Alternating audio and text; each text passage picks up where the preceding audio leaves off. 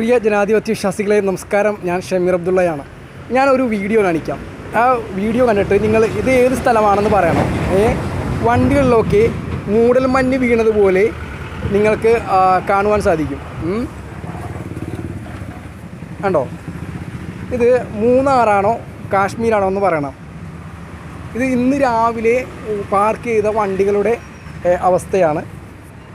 എൻ്റെ പൊന്നാര സുഹൃത്തുക്കളെ, ഇത് വേറെ എവിടെയല്ല. ഇത് നിങ്ങൾ ഉദ്ദേശിച്ച പോലെ തന്നെയുള്ള കുണ്ടന്നൂരിൽ നിന്നും മരട്ടിലേക്ക് പോകുന്ന റോഡിൻ്റെ ഇരുവശങ്ങളിലുമുള്ള സ്ഥാപനങ്ങളിൽ പാർക്ക് ചെയ്തു വെച്ചിരിക്കുന്ന വണ്ടികളുടെ കോലമാണ് അല്ലേ. നോക്കിയേ, എന്ത് പൊടിയാണ്. അപ്പോൾ ഇവിടെയുള്ള ആളുകൾ എന്തുമാത്രം സഹിക്കുന്നുണ്ടാവും.